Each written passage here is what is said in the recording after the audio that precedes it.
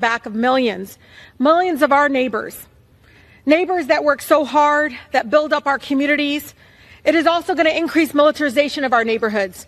As somebody that grew up in Southwest Detroit, where you'll find 20 different ethnicities, people from all over the world came together, and you should see how beautifully diverse it is, but how they built up communities and neighborhoods.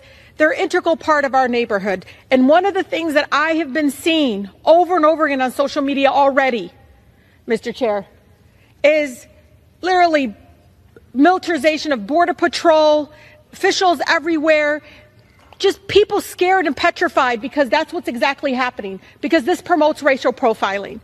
The bill blatantly violates due process. I mean, these are literally being allegations and charges, not actual convictions. Y'all act like if somebody's undocumented, they can't be deported. They can. As a former immigration attorney, I know that for a fact. You're making this up so you can literally allow people to be profiled and discriminated against. Blame them for the cost of eggs?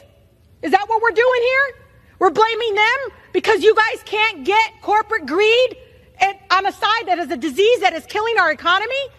People can't afford housing? You think it's because of our immigrant neighbors? No. If you cared truly about fixing our immigration system, you'd go fix it so that U.S. citizens married to undocumented spouses can actually adjust their status, where we have mixed statuses because for 30 years we've ignored and vilified immigrants. Enough is enough. It will separate families. It would lead again to continued discrimination.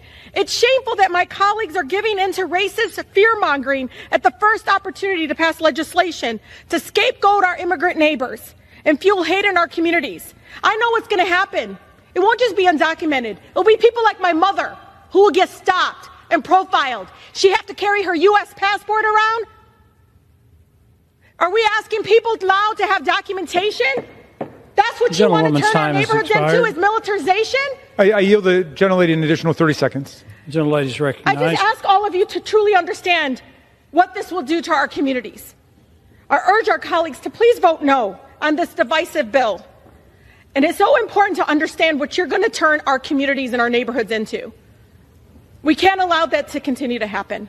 With that, I yield. Members are reminded to address their remarks to the chair. The gentleman from Maryland is recognized.